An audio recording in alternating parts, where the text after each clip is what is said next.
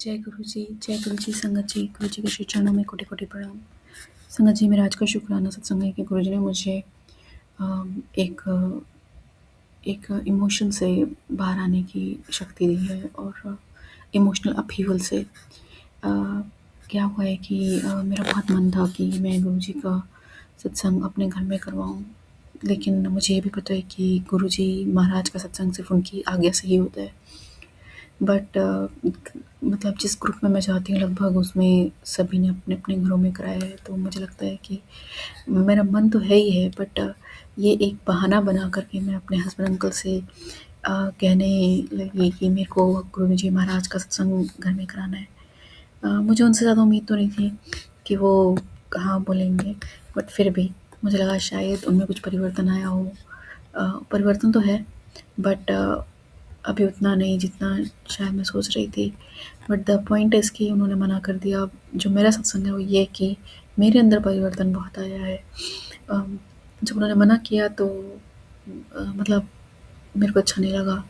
और ये मैं एक्चुअली कल गई थी सत्संग, तो मैंने तब सोचा कि और उन आंटी ने वो उनके जो इन-लॉज़ हैं, वो शायद गुरुजी महाराज से मिल चुके हैं, उनकी ओल्ड संगत है। क्योंकि आंटी की जब शादी हुई थी तो उनके पास गुरुजी महाराज का स्वरूप था पहले से ही। तो आंटी ने ऐसा बताया तो नहीं, लेकिन मुझे जहाँ तक सत्संग शेयरिंग के टाइम पे सुना है तो ऐसा लग रहा है। और ये मैं इसलिए बता रही हूँ कि उन्होंने आज मतलब कल सत्संग कराया पहली बार अपने घर में। अ, आंटी ने बताया ये बात कि उनका पहला सत्संग है। तो गुरुजी महाराज की जब तक इच्छा मतलब उनकी आज्ञा नहीं होती तो कोई भी उनका सत्संग नहीं करा सकता, डज़न्ट मैटर ओल्ड है, न्यू है, कोई भी। तो इसी बात को मतलब ये बात मेरे को बाद में रियलाइज़ हुई जब मैंने कहा और अंकल ने मना कर दिया, मेरे अंकल ने, हस्बैंड अंकल ने। तो बात तो वही है, जब मेरे माइंड में ये आई तो फिर मैंने मतलब मैं पहले रो रही थी। फिर मैंने चुप हो गई कि वाक़ई में मैंने ही ये 10-15 मिनट पहले बात बोली थी कि किसी की मर्ज़ी के बिना मतलब गुरुजी महाराज की मर्ज़ी के बिना उनका सत्संग नहीं हो सकता।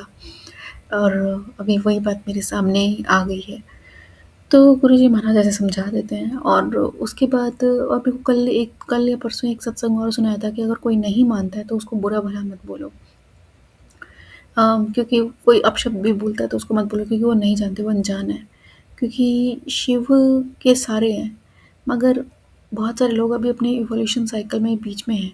अभी वो वहाँ पर उस लेवल पर नहीं पहुँचे जहाँ पर वो शिव को पहचाने, और वही मेरे साथ मेरे घर में हो रहा है। तो मुझे बहुत अजीब लग रहा था, बट गुरुजी महाराज ने मुझे सिचुएशन के लिए पहले ही तैयार कर दिया था, जो मुझे उस टाइम पर उस मोमेंट पे याद नहीं है, मगर बाद में जब मैं बैठी शांति से और डॉट टू डॉट कनेक्ट किया तो मुझे रियलाइज़ हो गया गुरुजी महाराज ने मेरे को पहले ही बता दिया था। तो शुक्राना मालिक का। और बट मेरे को जो ये है कि जो मैं पहले बहुत बुरा लग जाता था, मुझे बहुत देर तक रोती थी, वो सिर्फ 5 मिनट में ठीक हो गया और मुझे बुरा भी नहीं लगा। मैंने रादर ये अपने आप को समझाया कि अम, जब इनका समय आएगा तब ये जुड़ जाएँगे, मगर जब तक नहीं है तो ठीक है, गुरुजी महाराज ने सेवा दी है घर परिवार की, चुपचाप से वो करो। और गुरुजी महाराज तो कहते ही हैं कि अपनी साधना गुप्त रखो। तो जो असली होगा वो कुछ छुपाएगा, तो गुरुजी महाराज मुझे खुद ही मौका दे रहे हैं कि मैं छुपाऊँ अपनी साधना, अपनी भक्ति और अपना प्रेम प्रभु के प्रति। तो अच्छी बात है ये।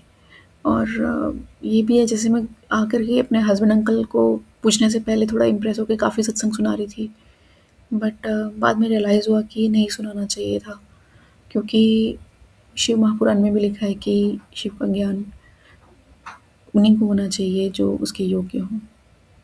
तो ये मालिक की कृपा है। मालिक सब पर कृपा बनाए रखें। जय गुरु जी, शुक्राना गुरु जी।